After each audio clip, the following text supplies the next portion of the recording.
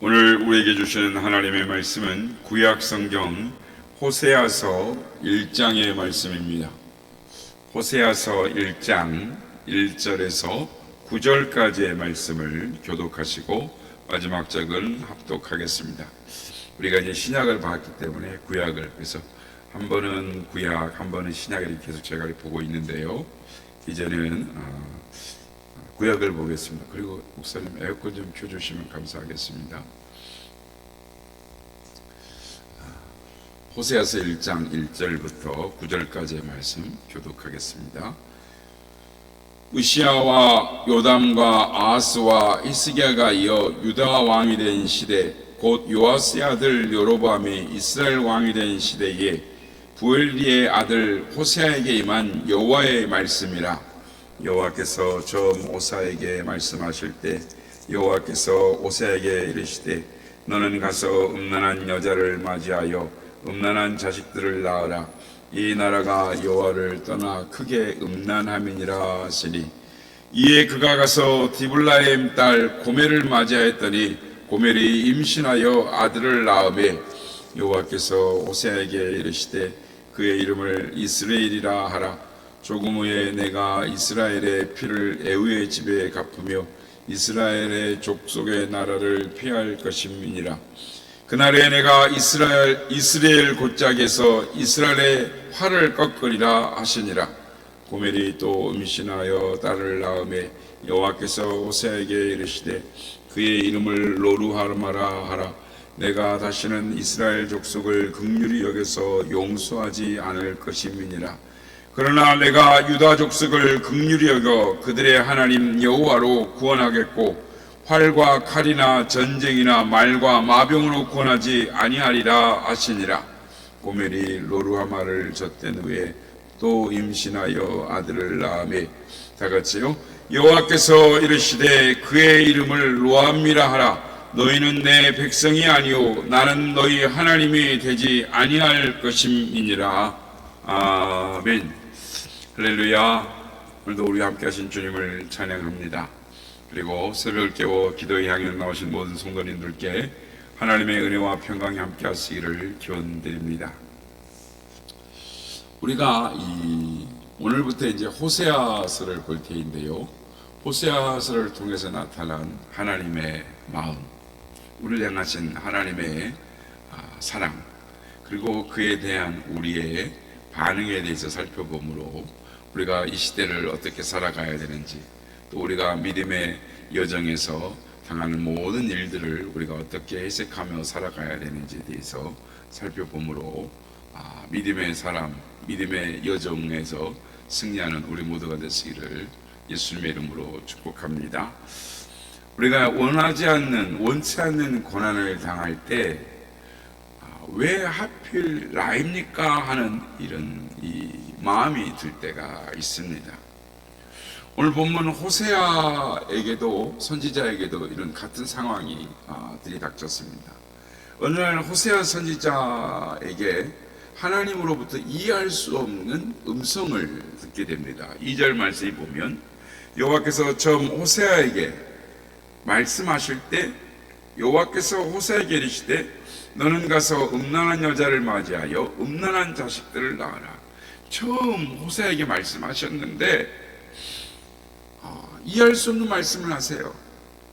예측 불허의 말씀을 하십니다. 음란한 여자를 취하여 아내로 삼고 음란한 자식들을 낳으라 라는 것입니다. 이게 말이 되는 명령입니까? 인생에 있어서 가장 중요한 일이 결혼이 아니겠습니까?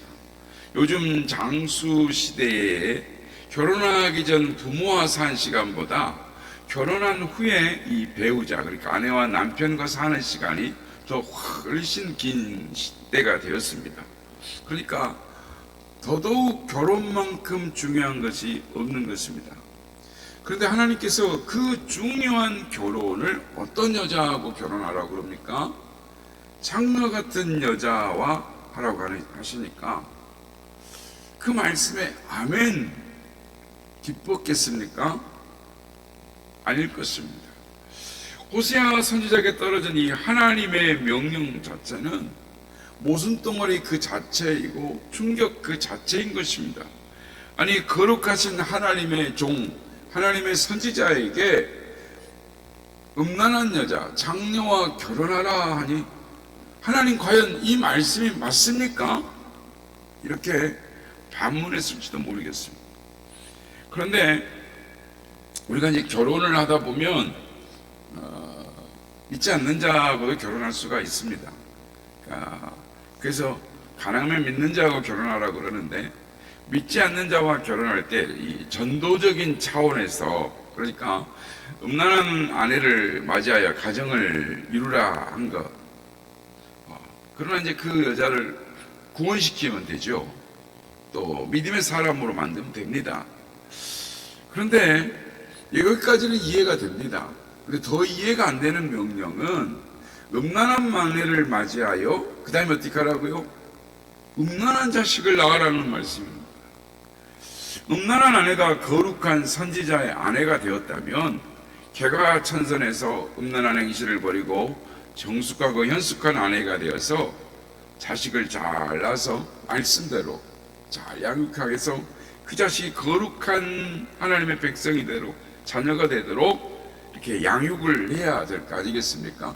그렇게 되도록 해 주시는 것이 사실 맞는 거죠.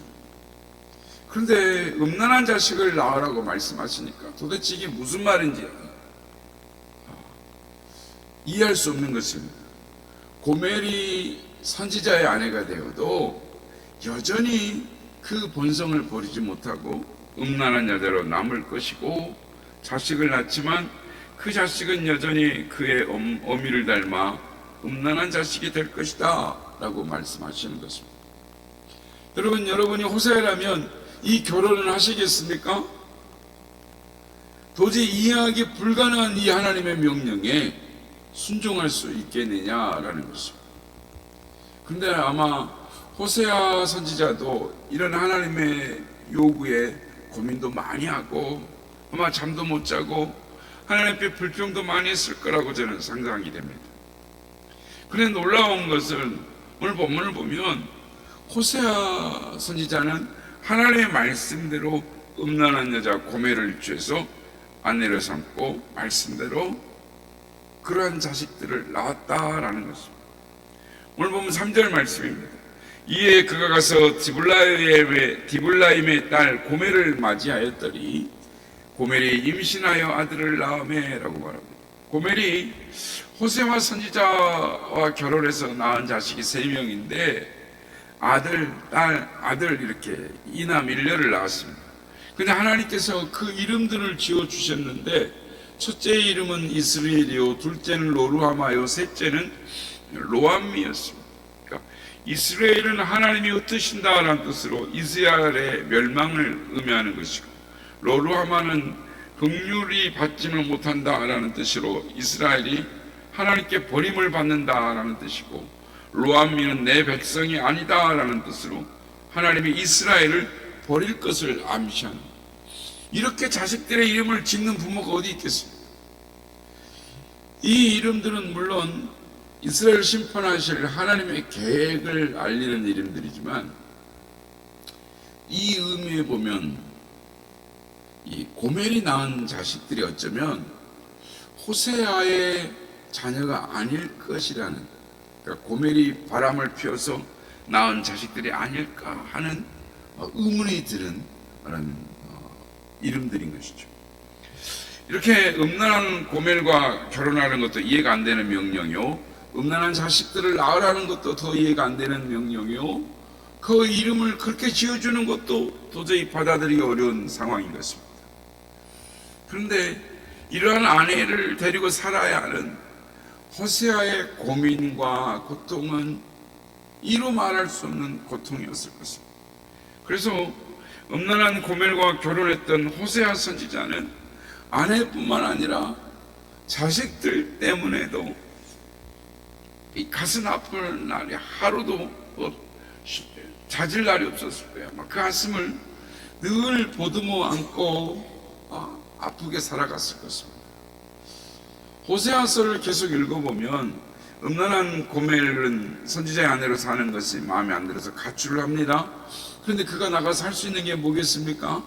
결국은 장년으로 하다 팔려가게 되고, 호세아는 다시 그거를 돈을 주고 다시 사오는 그런 일까지 하게 되는 것이죠. 이렇게 호세아의 결혼 생활은 하나님이 짝지어 주신 고멜로 말미암아 고통의 연속이었음을 알 수가 있습니다. 한국말로 속이 썩어 문드러졌을 것입니다. 그런데 여러분, 하나님은 왜 하나님의 종 호세아에게 그런 고통 가득한 결혼 생활을 하게 하셨을까요? 그 이유를 오늘 보면 2절 하반절에 간단하게 밝히고 있습니다.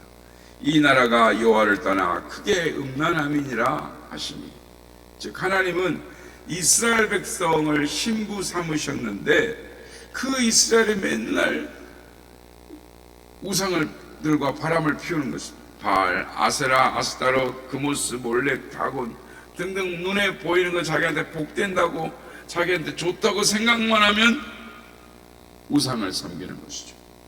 그래서 바람을 피는 아내를 둔 하나님의 마음이 호세아의 마음, 그 마음을 이해해 보라는 것입니다. 하나님은 이스라엘 백성들을 여전히 사랑하시는데 이스라엘 백성은 바람이 나서 엉뚱한 짓을 하고 있으니 하나님의 마음은 타들어가는 것입니다. 그 하나님의 마음을 호세아, 너가 그 음란한 아내와 살면서 경험하고 하나님의 마음을 조금이라도 이해하고 선지자의 사명을 감당하라 라고 명령을 하십니다. 이렇게 명령을 내리시는 하나님의 마음은 충분히 이해할 수 있어요. 그런데 그 명령을 받은 호세의 마음이 어땠을까요? 아마 이랬을지 모르겠습니다. 하나님 마음은 이해하겠습니다. 근데 왜 하필 접니까? 왜 제가 그런 가정을 가져야 합니까? 왜 하필 납니까? 이런 의문이 들 수밖에 없을 것입니다. 여러분, 우리가 신앙생활을 하면서 전혀 이해가 안 되는 상황을 닥치게 되면 우리 입에서 반응이 하나님 왜요? 하나님 왜요? 하필 납니까? 이런 질문이 나오는 것이죠. 그렇다면 그런 상황이 닥칠 때 그 질문에 성경적인 답이 무엇일까요? 오늘 그걸 살펴보며 은혜를 나누고자 하는 것입니다. 첫째, 하나님은 이해보다 순종을 원하신다라는 것입니다. 하나님은 호세아 선지자가 음란한 여자와 결혼해야 할 이유를 자세하게 설명하지 않으십니다. 딱 한마디만 하십니다. 그리고 기다리시는 겁니다. 오늘 성경 본문도 그렇습니다. 성경 2절에서 한마디 명령만 하시고 아무런 설명이 없으세요. 기다리십니다. 그런데 호세아의 선지자의 이 반응은 하필 왜입니까? 이런 내용이 없지만 분명히 그랬을 것인데 3절에 보면 순종으로 나타나는 것입니다. 저나 여러분이나 하나님께서 우리에게 어떤 요구를 하실 때 먼저 왜 그런 요구를 하시는지, 왜 또 그런 사명을 주시는지 자세하게 설명을 해주시면 얼마나 좋겠습니까? 그리고 나서 너 할래 말래 이렇게 하시면 선택하도록 하면 참 좋을 텐데 그렇게 하지 않으세요. 성경을 살펴보면 거의 대부분 하나님은 어떤 명령을 하시고 하나님께서 구질구질하게 설명을 하고 이해시켜서 너 할래? 해라 이렇게 하시지 않으신다라는 거예요. 오히려 하나님은 먼저 언제나 순종을 요구하십니다. 그리고 그 말씀대로 순종하다 보면 그 순종의 과정에서 하나님의 뜻을 깨달아가는 것을 알 수 있습니다. 예를 들어 하나님의 믿음의 조상 아브라함에게 나타나셔서 갈대아 우르를 떠나라고 하십니다. 왜 고향을 떠나야 하는지, 목적지가 어디인지 말씀하지 않으세요. 어떤 설명도 하지 않습니다. 그런데 하나님이 그 하나님의 명령에 아브라함이 먼저 순종하는 것입니다. 그리고 순종하면서 아브라함은 하나님의 뜻을 깨달아 가기 시작합니다. 하나님께서 백세야 낳은 자식 이삭을 바치라라고 말씀하실 때도 왜 아들을 바쳐야 하는지 아무런 설명이 없어요. 이유를 가르쳐 줘야 될 거 아니에요. 왜 주셨다가 뺏어가는지 이유를 말씀해 주셔야죠. 그런데 그 부당한 말씀에 아브라함은 하나님을 믿었기에 순종했다라는 것이 중요한 것입니다. 그렇습니다. 여러분, 아브라함이 순종해 보니 하나님의 뜻을 깊이 알게 됐고 또 순종함으로 말미암아 아브라함은 더욱 성숙한 믿음의 사람으로 성장하게 되었던 것입니다.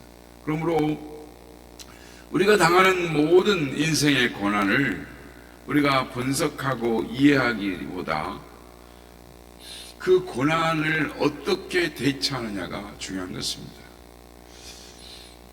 하나님을 온전히 신뢰함으로 하나님께서 우리의 인생을 선하게 이끌어가는 것을 믿으며 나아갈 때에 하나님은 우리가 생각했던, 우리가 알지 못했던 은혜의 자리로 우리를 하나님의 생명의 길로 인도해 주시는 것입니다. 오늘 이 시간 호세아를 여는 첫 시간입니다. 우리의 인생의 과정 가운데 하나님께서 말씀하시는 그 이유가 무엇인지를 더욱더 말씀을 묵상해 감으로 하나님의 마음을 깨달아가는, 아니 하나님의 사랑을 온전히 믿고 신뢰함으로 말미암아 오늘도 믿음 안에서 그 하나님 앞에 순종하는 삶을 살아가는 우리 모두가 다 되시기를 예수님의 이름으로 축복합니다.